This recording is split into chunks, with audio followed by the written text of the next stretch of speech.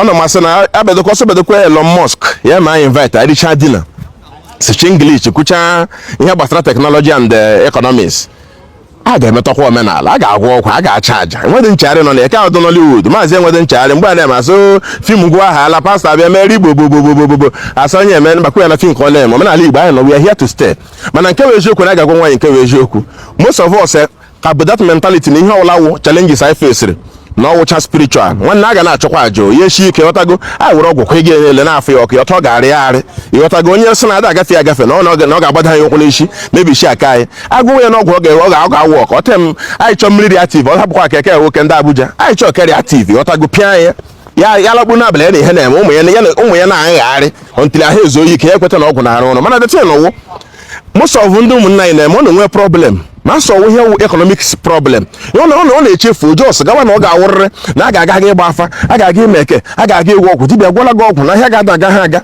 mana gụ na onwe gị chek bedesa ele ihe mekwere o nwere ihe gị wuru ire ego ha eze gị ọnụ for every businessman at some point we do face challenges. I'm an entrepreneur. You understand? I have a company. I run my own business. But for either you have challenges either arising from government or from some unforeseen or some natural disaster can occur. Most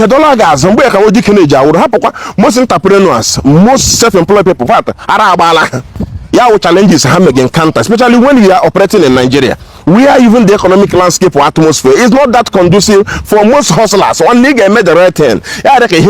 Wish. For the check, I will go get out of fish. Although we keep a church, Hena Grag, notice because here she get to me debate about church. No, or may allow child no alternative to church. Then when Hena Drummond and church, therefore God replace it with Omenala. No, because here she get both for the check. I want to be game only. I got that guy. Check my product to go up to date. Before don't we can loan Ibril Morgan only hit the fort or due to some challenges. Over the money give it self Garo na village and only had at 500 million. Na village only can go with the December not 2 weeks. And then can enough capital and don't can hear 1 year as buying and selling. You need that liquidity. Your power with that cash, you criminal last video, your ability to raise funds, your ability to have liquidity. As soon as you get down in the village, but I'm both for the check, we are not necessary. Give it last, so you are a I say a good look on your way, going to come but 3 years about Mulin and Chamber, they happen. Yeah, my one boss settle an emergency of 100 million. Let me transfer with that I get borrowing. Oh, here reach a bit million. Now you may feel that now. Yeah, but 150 million. Ejega and Ulona village. 5 million. Na keruba na township. Whereas in Emana, only can major gadget business here. Only the liquid cash. Ijimaya kogaga. Giga sunija. And the move for giga buffer we get Jidibia. And then Maham Jidaga Jibia we find out something. I want to be an academic hoga. Chotor can give you logo diagnosis. Diagnosis wegra. Only can you get diagnosis owner, you know, 2 gizes. When I want to go, you need to go. You got diagnosis. Doctor be a make full body diagnosis. So, chop on with sugar, chop on a high beam with a BP, chop on a cholesterol, got a chadoke. It does not mean no we hand down with him no could go. Only can you go, and when some matter Morgan will give you. When I want to join to give you a so up. That does not mean that nobody got an akitibia. Tibia about a cynical gun or the no. Mona phone and got ben nagadi okay. Does not mean no we hedging up flourishing economically. Move for the only hedibia no leganya. Dibia na me about fapam. Yeah, make a general body diagnosis. Only can you can't granod no. You can't granod no does not mean nagiti can gano. Then was the end then you trade credit of 300 million, 1 billion, 2 billion on credit. We need the $4 for 2 years. You work on 2 years. You when has hag the bigger hag when they give me chicken, hag the bigger here. What time no done? We can get to the check here some plus of land 350 million, 500 million. So we get with 3 million. Dear Kushokro, a short dog gave the many so gaga once you have broken that trust, one economically, you won't know. Yeah, practically, here economics, here nature. All the because no we can both for the government we can couple as a billionaire here. Here challenges that arises. Entrepreneurs face it. Move for the self shop we can walk.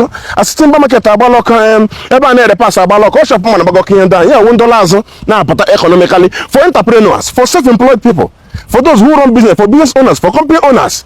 Here challenges that may arise. Nobody's praying for it, but sometimes it does happen. When it happens to real people, not to ghost. We hand them again government akola here in Lagos. I have broken here we go hand money in the village.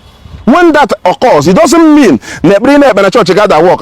It doesn't mean you can't give me another no. These are challenges practical that faces business owners. Give motivation on like happy owner. Ega kata no. Wa ki je give for share. pastor nna gị ka ya sị gị mee fasting zuru olive oil zuru mustard seed dibịa sị gị na ị ga-eme agwụ mee ndị mmiri buru ibu bịara mmiri ọkụ mgbe ị na-akọgara na ọkọ ga nwa ka ị nwere ị ga-eji azụrụ famịlị gịnị ihe kpọfushala ya aga asịtụkwa nga mmiri ike nga ka mụ nekwa tv ihe makwa wọsọp asịtụkwa nga eme n'ọfọ ka mụ nọkwa ya ụra adịkwa m atụfu ya mana at the end of the day ị ga-separate Paul na Barnabas mana when you have to look at yourself economically and reevaluate your business mana ebe ka ebe ị nọ na-eme business ahụ ka dịkwa active ahịa ọka na-azụkwa that side they ga change location mgbe ụfọdụ gị gwa onwe gị eziokwu ịkpọ dibịa ahụ ị na-eme biznes mmadụ agaghị aga na-eche ekole gị eme biznes gị jide aga ọfụma na-eche ekole gị mgbe onwe ya gị na ya na-akwa eme biznes mgbe dibịa ga-akọrọ gị pasọ gị ga-awanye ga bịa mere gị economic analysis mgbe ụfọdụ sef nwa dibịa ma pasọ gị na-ekwu eme gị buru leja gị buru akaụntụ buku bụ ihe ịgwa gị kewe eziokwu ha lelee anya ha madụ ke kredit madụ ke debit ha amadị onye ọbụla ma amadị eyi nọ mbi ihe gbasara ekọnọmiks ihe gbasara ịhụ n'aka ihe gị na-abịa gị na onwe gị onye n'ito the business nwa ebe ị na-ga-ebute ahụ ma ebe ọ na-echegharị mma gị na-abịa gị bịa gị si dibịa na-abịa bịa kọwara gị ihe na-eme ndị nwere ike ịgbara gị afasị gị lekwa ebe mmiri chebe n'opi ụgbọ ọgụrụ mana ọ dịghị nle ka ọ ga-ahụcha ya na ọnwa na economic problem na ndị otie mgbe ụfọdụ ọmadụ anya ya pastọ ga-amanye anya ya gị were fasting dịbe ihe gị mgbe ụfọdụ ga-agwa onwe gị kewe eziokwu most times you are the one to look at your ledger, look at your purchase and the supply, look at your relationship with your partners and know where the problem is emanating from. Ọ dị dibịa na pastọ gị ụfọdụ pastọ na-amadụ eyi na mbi ma afọ ịkọrọ gị ihe a ga-eme ka ọ dị mma so ọ tụrụkwa n'ọdụ n'ụka mgbede gị na-apịa ọgwụgwọ na-eme omenala gị na-atụpụga mgbe arụ nchara n'ọdịnihu gị burukwe n'isi gị economically physically and otherwise gị mụta ị ga-esi hazie onwe gị nwee ike gbazazam na dị eji ofu ihe azụ odogwu ọ gị nwara ihe economically gị mara spiritually mara physically mara ka esi maintain relationship ọ dị pụta gị mmadụ ka esi ebi with ndị ọzọ ịmadụ ka esi relate with people echi ile gị opportunity gị n'ala chee na ọwa ọfọ nna gị nọ na village na ọ bụ ihe na-eme gị ọ maazị ji na ya gaba gị eziokwu ọsọ gị ekwere ọsọ gị ekwere wakawu not advice not nta ihe ọ ga-adị gị mma gị tapụ wụsa n'ala nlewe m anya nlewe mmiri ike nna mmadụ ka ọwụ nji aba ka ọwụda amadụ enwere ụmụ agbara nọ nga ka ọ wụrụ Tinubu na ụmụnne na-agafe ka onye so bi ka anọ m na ọnwe ha na-eme ọpreta ebe nlepụrụ nwanne m anya eziokwu dị osimiri onye selite ọ gwara nga ọha m n'olu ebe